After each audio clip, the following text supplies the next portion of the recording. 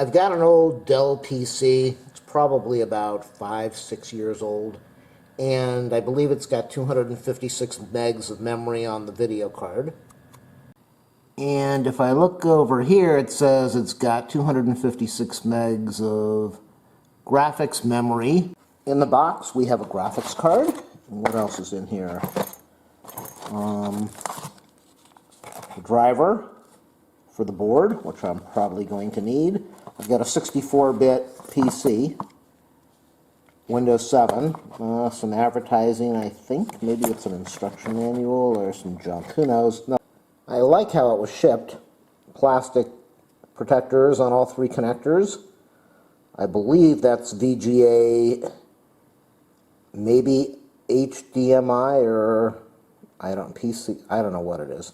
There's the PCI connector with a plastic protector on there. That's very cool. Nice heavy-duty heat sink. And there's the stop for plugging it into the motherboard. Make sure that everything matches up. You can see that I've got the same spacing on the old board and the new board. The nice thing about this card is that it has three connectors, VGA, HDMI, and DVI. So if you have three monitors and they are able to handle these outputs, you can run three different displays, three outputs at the same time. They want you to have a 400-watt power supply on your PC to handle this card. I don't really know if you need that. But the new card is plugged in. Make sure that it's seated properly. And on power up, it defaults to a VGA type resolution because it doesn't have a driver running right now. So let me type in the password. And it appears that the card is working. I don't know if it's working properly, but it's logging me in. And right now you can see that it's running the standard VGA graphics with 8 bits. And that's why everything is so big. So I've got the CD installed in there now. And it tells me what I need to do. Live update. I don't know what this COM Buster is. The first install that I did really didn't matter because now it's going and reinstalling everything with the latest drivers for the HDMI and everything else. After the reboot, it gave me an option to install the live update, a newer version, which I did. And then it allowed me to scan my PC, which I did. You can see it says this is well worth the money. Probably costing me about like 20, 30 bucks to get this from Newegg, and I went from 256 megs of memory to 3 gigabytes of memory. You can't really beat that, and it took no time to install, probably about half an hour. If you have a problem where it shows that you have no speaker or headphone plugged in, and suddenly your audio is not there anymore, this is what you need to do to try to fix it. This might not work, but it might. The way to solve this problem with losing your audio after you install a video card, I installed a AMD card, but a lot of people install a video card on their PCs and all of a sudden they lose their audio and they get a red X on the speaker and it says that they don't have speakers connected or they don't have a headphone connected. And you try to look at your settings and you see that your IDH speaker thing should be in the list and your speakers don't exist. The integrated audio suddenly doesn't work anymore. It's not there, and no matter what you try to do to install audio, you can't make it work. Well, how do you do it? You go into your BIOS. This is the simplest way to do it. You're not going to find this on the internet, but this is how you do it. You go into your BIOS. You go across, you're going to arrow, you're going to use your arrow keys. You're going to go across to advanced. We're going to scroll down, which means we're going to use the down arrow on the keyboard. We're going to go to device options. If this helps you out, please do a thumbs up, a like, a subscribe. Go to my channel page, click on the support button, and maybe put a few bucks in there for some tech support here, because you're not going to find this anywhere else. Click the enter key, press the enter key for device options. And what do we have here? Integrated audio. Disabled. Why was that disabled? It was disabled when, see the internal speaker, all that stuff is enabled, but the integrated audio was disabled when the video card was installed. Why? Who knows? It makes no sense at all. This never should have happened. So you're going to take your arrow key and you're going to arrow down to integrated audio, which says disabled. And then how do we change that? Do we right arrow? Enabled. Okay, so it's enabled. Our integrated audio is enabled. Suddenly it should work now. It says down at the bottom F10 accept. So we're going to press F10 to accept it. And now what do we have over here? We look down at the bottom. I guess we're done. I'm going to click the escape key.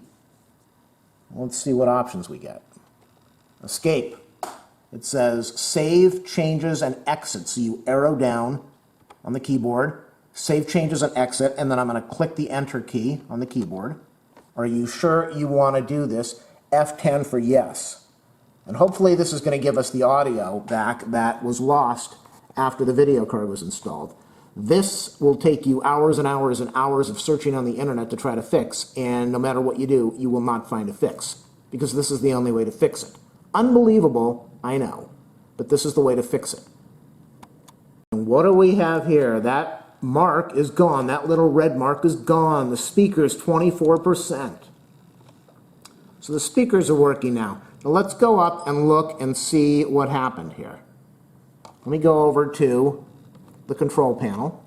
In fact, instead of the control panel, I am going to go to the device manager, and I'm going to go click on sounds. Let's look at sounds. High definition, so we got our high definition, and we didn't have that there before. We only had one of these listed before. We didn't have both of these, so we know that something's changed now.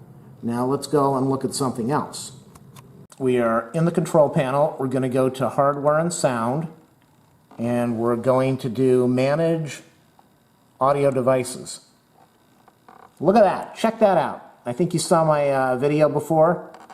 You know, at the beginning of the video where we only had the HDMI 2 not plugged in, but speakers was not there.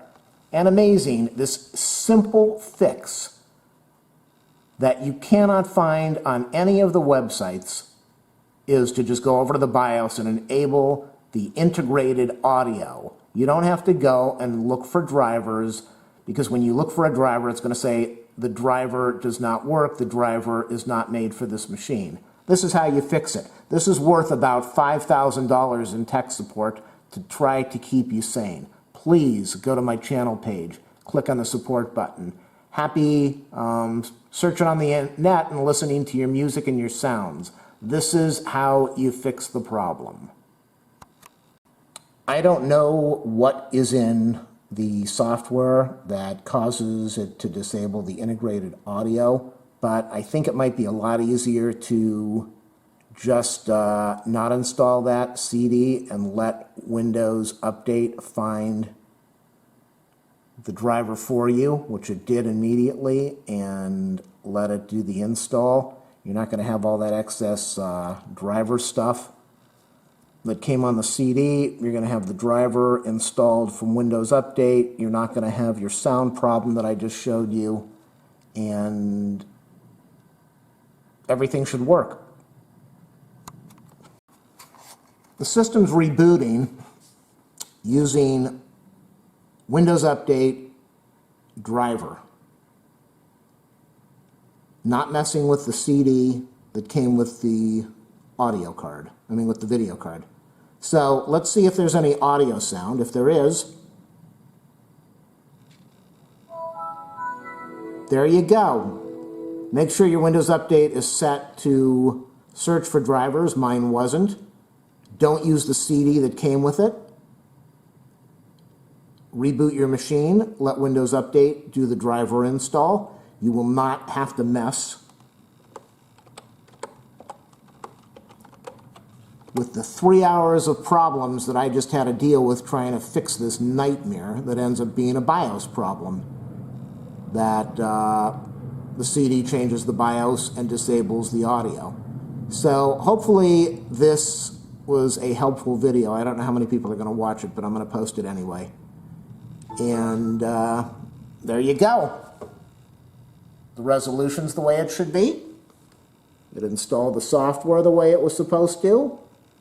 And 3 hours down the drain. But the video card works. I'm very unhappy with the modification the CD does. That causes problems that shouldn't even exist. But I have the good resolution that I need, and my audio is back to normal, and I am happy.